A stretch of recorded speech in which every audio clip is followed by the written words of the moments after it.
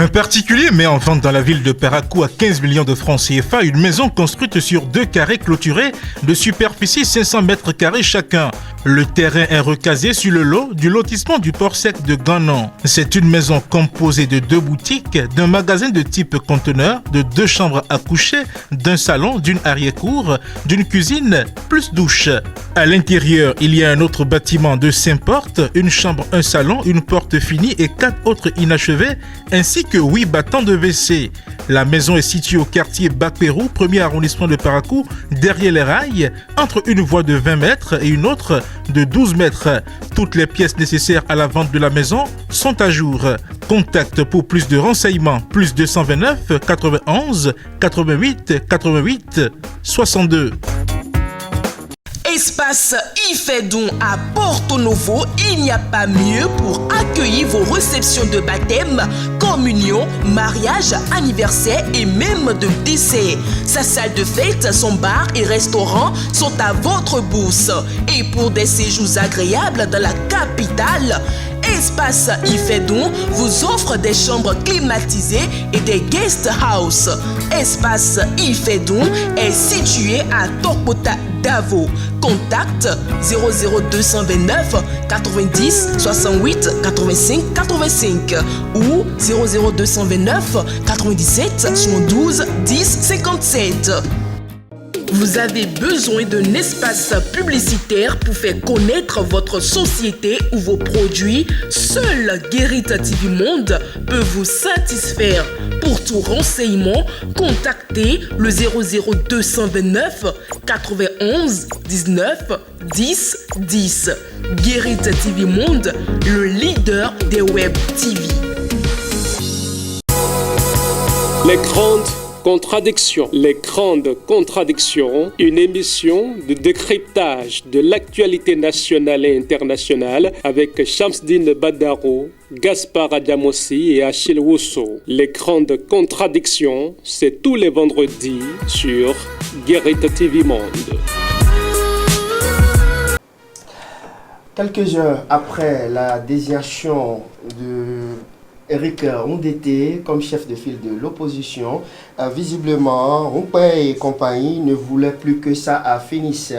En tout cas, on va décrypter son comportement dans ce numéro de votre émission, les grandes contradictions de ce vendredi. Achille Wusso, bonsoir. Bonsoir, Shamsdine Badaro. Gaspard Diamossi, bonsoir. Bonsoir, Shamsdine Badaro. Achille Wusso, Paul Rumpé est mécontent. Qu'est-ce qui explique après la désignation, qu'est-ce qui explique son mécontentement? L'homme et ses gars ne voulaient plus que ça finisse, visiblement. C'est là la surprise, parce que on avait vu un certain Paul Rumpé qui dénonçait le contenu de ces charges-là qui lui avaient été confiées en tant que chef de file de l'opposition. Nous nous souvenons encore ces sorties et celles donc, de ces collaborateurs, d'un certain nombre donc, de responsables politiques du parti FCBE pour dénoncer que le chef de file de l'opposition n'avait pas effectivement les moyens pour travailler. Et si donc tel était le cas, on ne peut pas comprendre pourquoi aujourd'hui qu'on appelle les charges soient attribuées à un autre, que Paul Rumpé et Sieur ne soient pas contents donc du fait que ces charges-là leur soient retirées. C'est vraiment une grande surprise. Gaspard Diamossi. Oui, moi je vais utiliser une image. Est-ce que vous avez jamais vu un bébé qui n'est pas répuit, à qui on retire le biberon sourire? C'est pas, vous savez, c'est pas... Donc le problème est ailleurs. Non, c'est humain que quelqu'un qui perd les avantages ne soit pas content. Mais est-ce que c'est la meilleure manière d'exprimer ce mécontentement? Je ne pense pas que ce soit la meilleure. Parce que c'est pas de façon illégale où il aurait pu se battre sur le terrain avec sa formation politique pour maintenir son statut de chef de file de l'opposition. Mais malheureusement pour lui, les démocrates lui ont damné le pion et il leur revient de droit de prendre la tête de file de l'opposition. Donc en principe, il devait intégrer cette réalité-là et ne pas tempêter, ne pas chercher à critiquer outre mesure cet élément-là, parce que ça donne l'impression qu'il y a une certaine cacophonie au sein de l'opposition, où au lieu de s'attaquer à l'essentiel, il préfère, n'est-ce pas, se chamailler autour de ce qui ne paraît pas le plus important. Maintenant, il a encore quelques années pour se battre et pour retrouver son strapontin ou son biberon.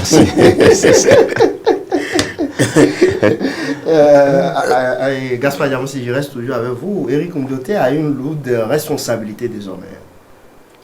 Oui, il a une lourde responsabilité, tout comme Houpé en avait eu aussi. Le problème, c'est qu'aujourd'hui, Houpé estime que on l'a détourné du chemin du palais, que d'autres ont pris le chemin à sa place. C'est un peu là où peut-être le bas blesse, parce qu'aujourd'hui, l'opposition, ou ce qui doit incarner l'opposition, s'attaque en se disant il y a telle opposition qui est proche du pouvoir, il y a telle autre qui n'est plus proche du pouvoir, parce que justement, Houpé n'était pas content du fait qu'on ne lui ait pas donné tout ce qu'il avait comme attribut de chef de file de l'opposition. Espérons que Éric Ndoté l'est, mais eux, ils ont au moins l'avantage d'être dans une institution où ils peuvent prendre la parole et dire un certain nombre de choses. Déjà qu'ils sont présents au niveau du bureau de l'Assemblée nationale, qu'ils sont présents à la conférence des présidents, qui sont presque présents dans toutes les instances de décision de l'Assemblée nationale. Je crois que les démocrates sont assez outillés quand même pour,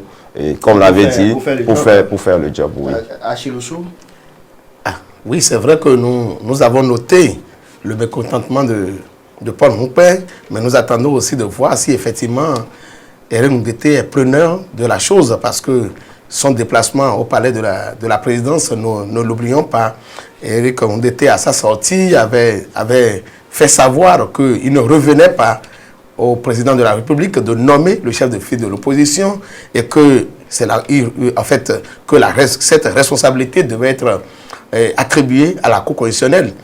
Et donc, comme maintenant que c'est le président de la République qui a pris l'acte conformément aux tests tels qu'ils sont qu'on appelle élaborés par rapport à cette réalité politique de chez nous, donc quel est le retour que Éric Ndoté va réserver à cette nomination? C'est ce que j'attendais depuis de voir. C'est vrai que jusque-là, c'est un silence radio, c'est un blackout, mais nous attendons quand même toujours de voir la réaction d'Éric Ndoté et donc du parti Les Démocrates par rapport à cette nomination.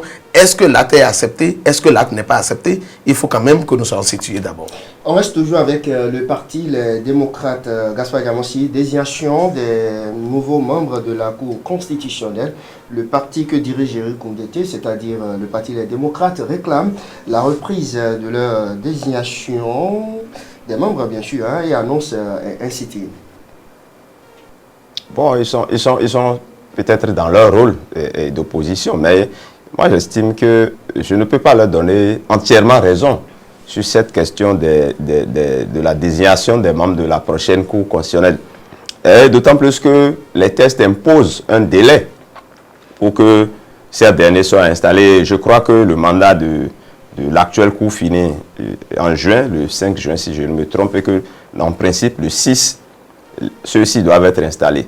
Le lundi prochain déjà. Je crois. Et en principe, dans les quotas de désignation des stages en question, le gouvernement a son quota à faire. Donc, il n'y a pas de réclamation sur ce côté-là. C'est du côté de l'Assemblée nationale, je crois qu'il y a des réclamations au niveau de l'opposition.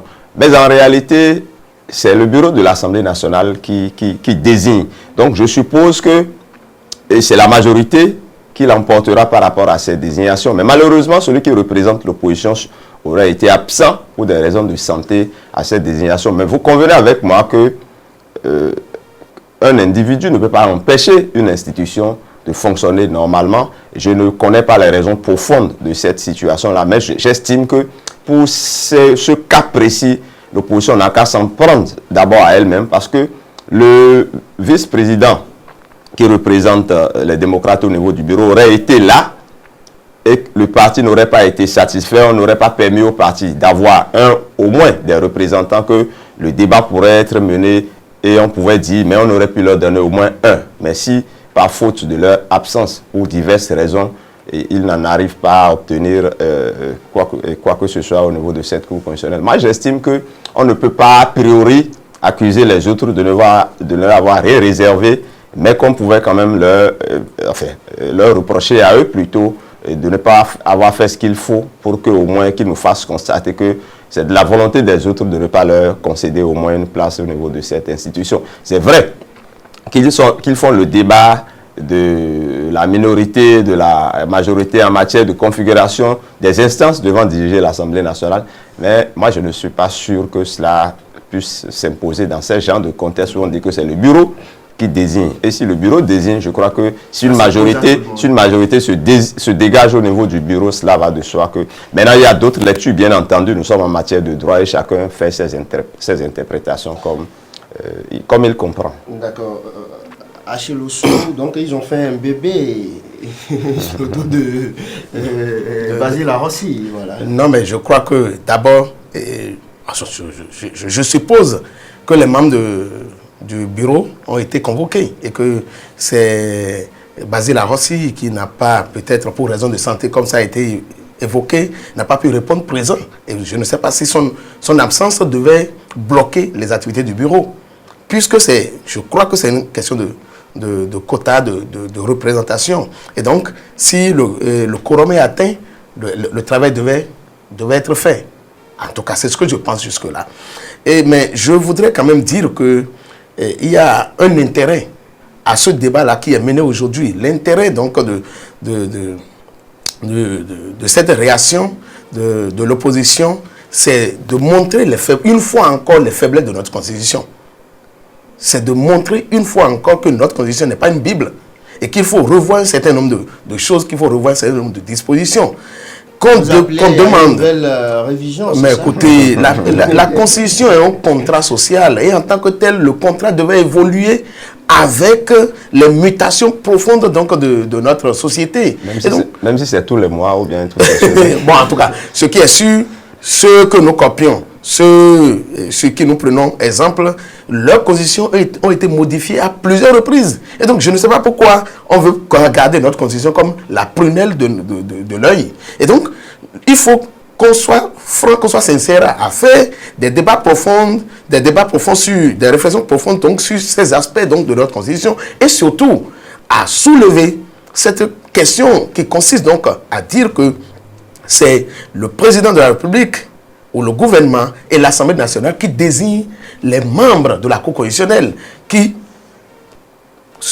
sont appelés à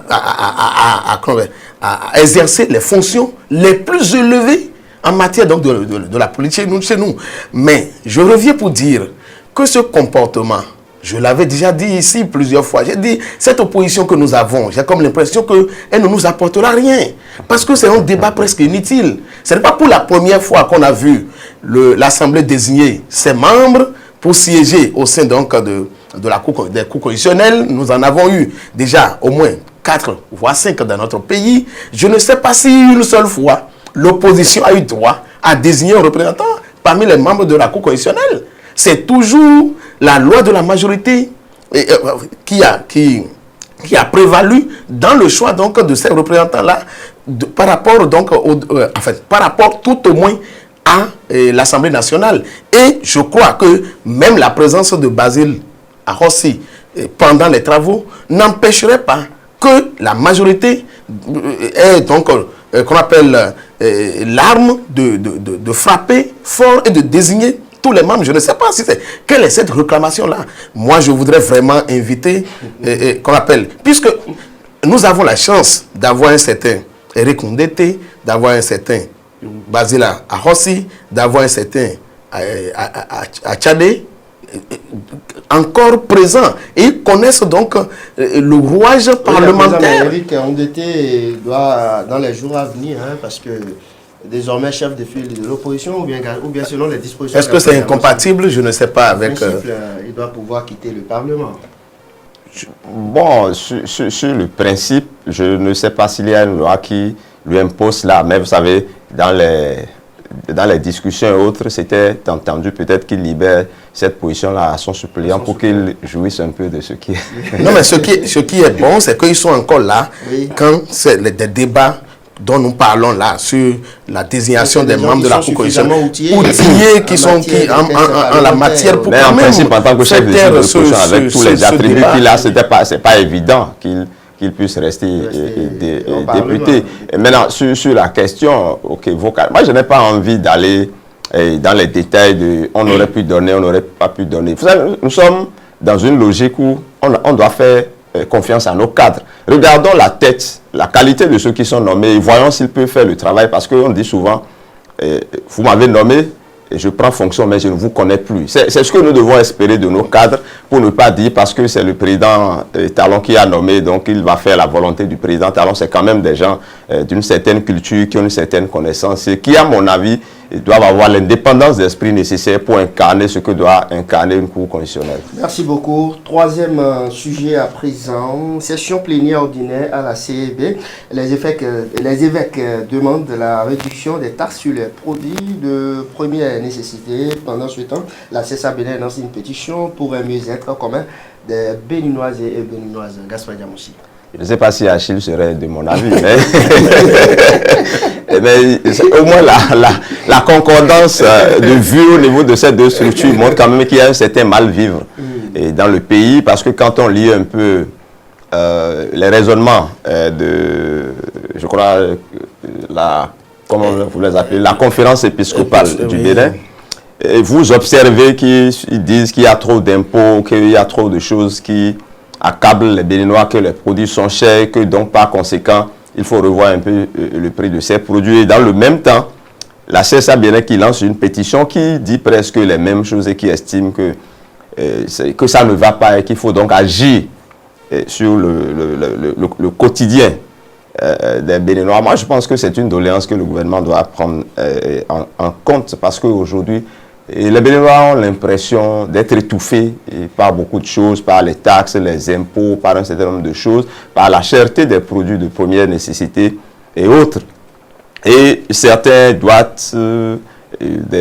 un dispositif, en l'occurrence, au niveau de nos ports, de nos aéroports et autres, là, et estiment que si le gouvernement veut bien, le gouvernement peut agir, n'est-ce pas, pour, je dirais, permettre aux Béninois de souffler un peu. Et c'est heureux que ce soit les confessions, comment on les appelle, ceux qui sont un peu les gardiens du temple, qui haussent un peu le ton en évoquant ces genres de sujets. Parce qu'on a aujourd'hui comme l'impression qu'il n'y a plus de société civile chez nous, que les confessions religieuses sont déjà dans le sac, que les centrales syndicales et autres sont également dans le sac. Fort heureusement, il y en a quelques qui donnent un peu de la voix au profit de toute la population. Bon, écoutez, effectivement, Gaspard a bien fait de dire qu'il ne sait pas si je serais d'accord avec lui. Parce que, effectivement, moi-même, je pose une question, est-ce que les évêques nous défendent vraiment, ou bien ils défendent d'autres intérêts? Parce que désormais, aussi de ce côté-là, par rapport à... Si on en a beaucoup, on va donner les têtes. C'est aussi un côté qui défend un certain nombre de leurs activités. Ils sont aussi appelés à payer des taxes. Par exemple les écoles et autres. Donc, est-ce que ce n'est pas visiblement, ce n'est pas, ce n'est pas ça qui les amène vraiment à se plaindre et à prendre le peuple comme couverture? Il faut quand même que nous soyons clairs et que les choses, effectivement, lorsque nous parlons de la CSA Bénin, nous savons que c'est une organisation syndicale qui défend le droit des travailleurs, et en tant que tel, on pouvait donc être d'accord que de ce côté-là, effectivement, ils prennent fait et cause pour la population, pour le fonctionnaire, etc., etc. Donc, bon, au-delà de tout, d'une manière ou d'une autre, en fait, l'un dans l'autre, on peut quand même accepter que, qu'on le veuille ou non, la vie continue d'être chère, malgré l'effort du gouvernement à faire une certaine augmentation des salaires, même au niveau de SMIC.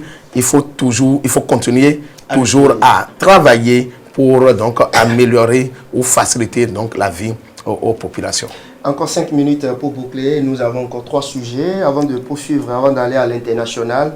Kalenoa, Guerrier TV Monde est en deuil. Malène Zoumarou n'est plus Gaspard Diamossi.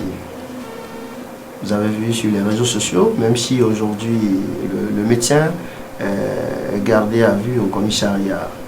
Oui, j'ai lu sur les réseaux sociaux. C'est un sujet douloureux. Et parce que c'est inadmissible que des gens perdent encore la vie en allant donner la vie. Et je n'accuserai pas le plateau technique en général au niveau du pays. J'accuserai la cupidité de certains médecins. C'est vrai que les enquêtes sont en cours et que rien n'est encore établi et qu'il faut donc être prudent. Mais véritablement, il y a une certaine cupidité au niveau des hommes de la santé qui, malgré leur incompétence sur certains aspects, essaient, n'est-ce pas, de prendre la vie comme un objet, et qui agissent vraiment de façon... Je ne trouve pas les mots pour exprimer ce que je ressens sur ce sujet. Repos éternel donc à l'âme de Marlène Zoma ou Gaspard aussi. Achille Osso. Oui, effectivement, je reste sans mots, parce que c'est vrai que nous sommes faits pour mourir un jour, mais lorsque on met dans des conditions qui sont vraiment regrettables, c'est ça ce qui fait davantage mal. Et sur le cas précis, je crois que c'est vraiment dommage que nous constatons que quand on fait confiance à nos hommes en blouse, ils nous déçoivent. Et par rapport à ça, je voudrais encore interpeller la responsabilité une fois du gouvernement sur les cas donc, des cliniques ou des cabinets privés. Il faut quand même qu'on regarde, on soit vraiment regardant sur ces choses-là pour permettre vraiment à la population de jouir donc des soins de qualité. Merci beaucoup, merci.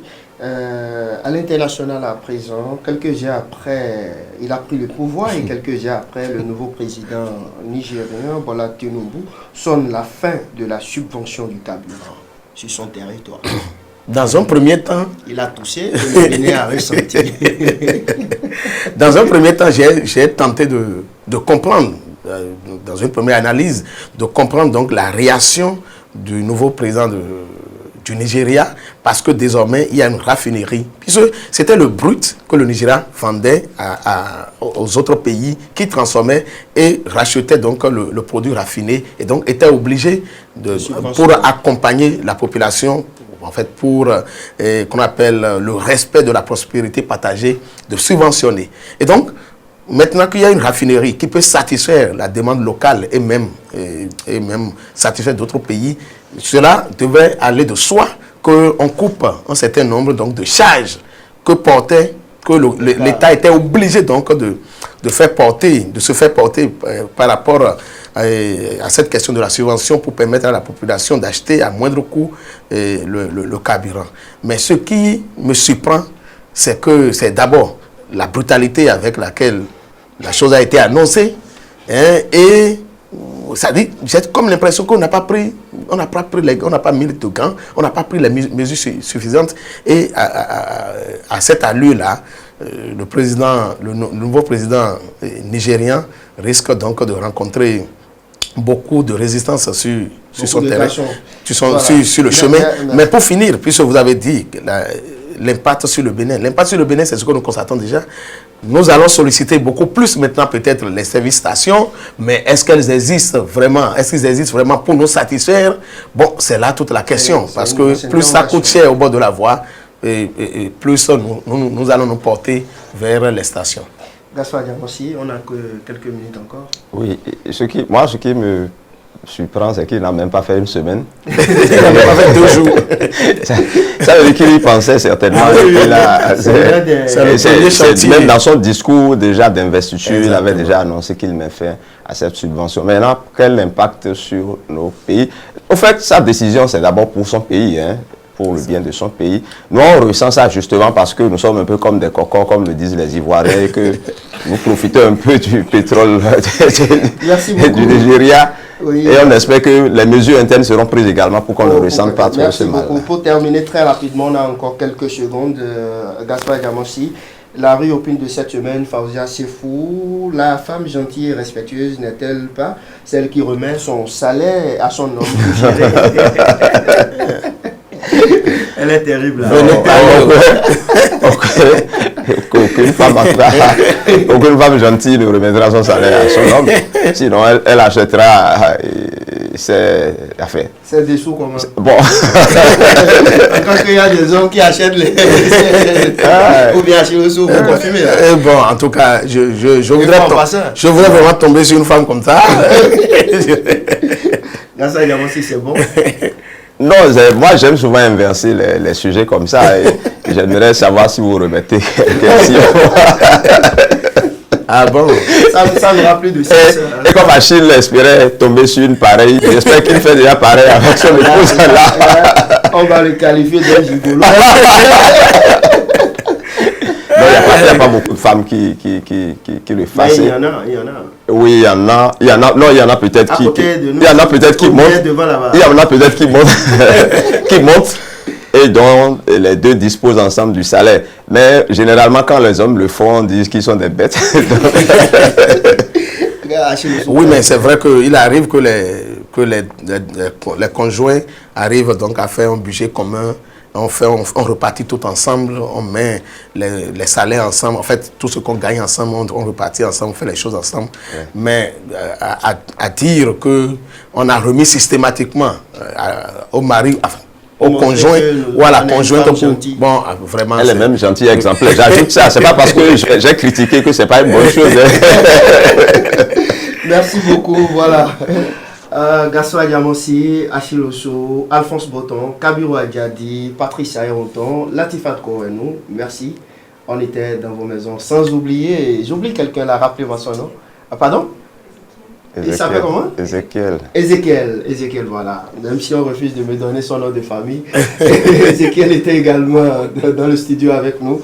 Ce journal, ou ce numéro de votre émission, Les Grandes Contradictions, de ce vendredi 2 juin 2023, est donc présenté par l'ensemble de la rédaction. Au revoir. Les Grandes Contradictions. Les Grandes Contradictions, une émission de décryptage de l'actualité nationale. Les Grandes Contradictions. Les Grandes Contradictions, une émission de décryptage de l'actualité nationale et internationale avec Shamsdine Badaro, Gaspard Adiamossi et Achille Osso. Les Grandes Contradictions, c'est tous les vendredis sur Guérite TV Monde.